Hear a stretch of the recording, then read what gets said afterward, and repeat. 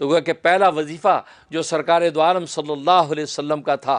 کہ جس طریقے سے تلاوت اللہ تبارک و تعالی نے جبرائیل امین کے سامنے کی تھی، جبرائیل امین نے بعینی وہی تلاوت سرکار دو عالم صلی اللہ علیہ وسلم کے سامنے کی، اور سرکار دو عالم صلی اللہ علیہ وسلم نے بعینی وہی تلاوت صحابہ اکرام کے سامنے کر کے دکھائی، اور صحابہ اکرام نے من وان اس کو لیا اور لے کر تابعین میں، پھر تبع تابعین میں، پھر بزرگان دین میں، یہاں تک کہ آج قیامت تک آج بھی قاری قرآن قرآن کریم کی تلاوت جس انداز سے کرتا ہے، سمجھو بالکل اسی انداز سے اللہ تبارک و تعالیٰ نے عرش بالا میں تلاوت کی ہے۔ یہ کتنا بڑا انعام اللہ تبارک و تعالیٰ نے اپنی کلام کی کتنی بڑی دولت انسانوں کو اس انداز سے عطا کی ہے۔ اور جتنی آسمانی کتابیں میں نے عرض کیا تھا وہ کلام الہی نہیں ہے،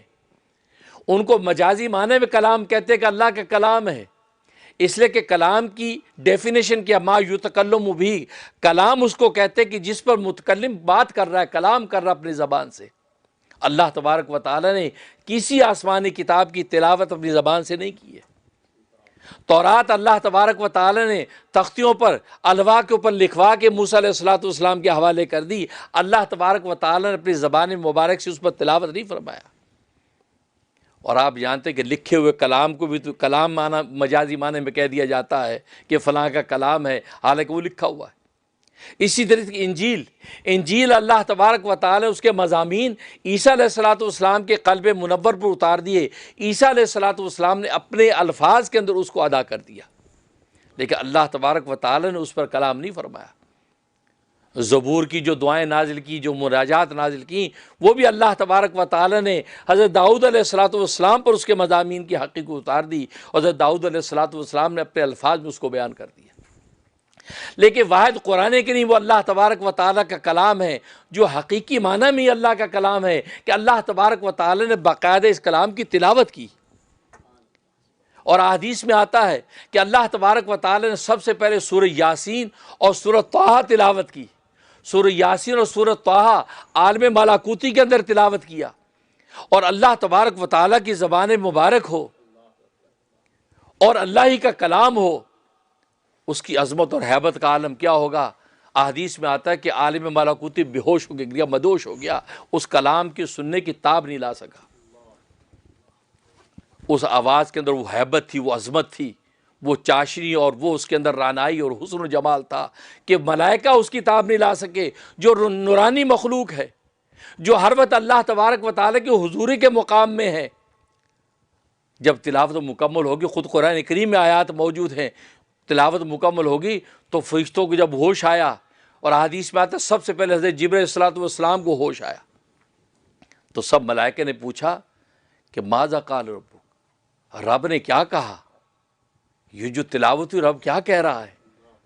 اللہ اکبر، قرآن میں ہے۔ تو حضرت جبرائیل علیہ السلام نے فرمایا کہ قال الحق، اللہ تبارک و تعالی نے جو کہا حق کہا ہے، جو کہا حق کہا ہے، جو ایک ایک حرکت و سکون بھی جو تلاوت اللہ نے کیا بالکل برحق کیا ہے۔ یعنی جبرائیل علیہ السلام کے جواب نے ملائکوں کے ایمان کی اس منزل پہ کھڑا کر دیا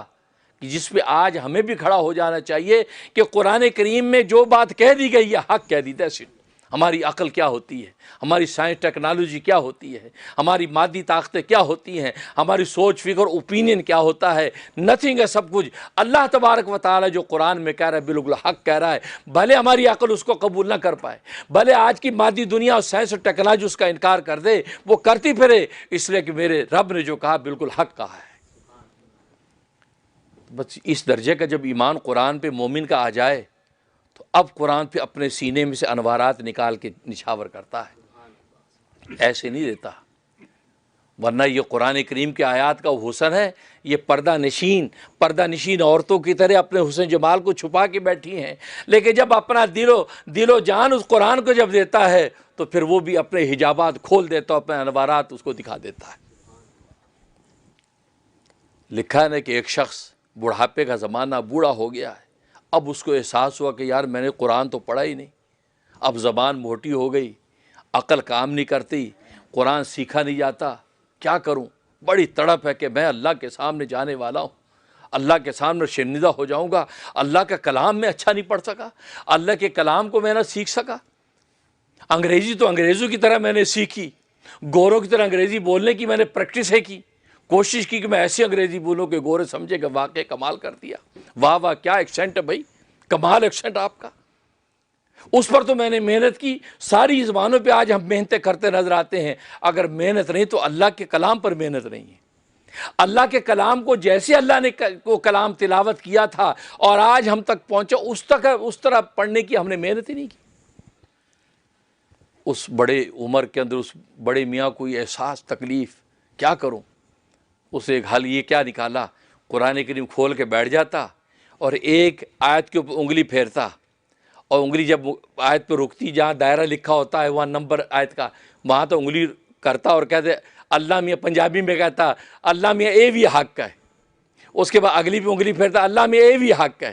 اگلی انگلی پہ اللہ میاں اے بھی حق ہے، یوں کر کر کے پورے قرآن کی تلاوت کرتا۔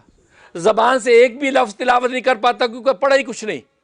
لیکن بھئی یہ کہ اللہ میں اے بھی حق ہے، اللہ میں اے بھی حق ہے، اللہ میں اے بھی حق ہے۔ یہ کہتا کہتا دنیا سے جب چلا گیا تو اللہ تبارک و تعالی اسی بنیاد پر بخشش کر دی کہ تو نے بغیر جانے ہوئے میرے کلام کو حق مان لیا، اس ایمان کامل پر تیری بخشش کرتا ہوں۔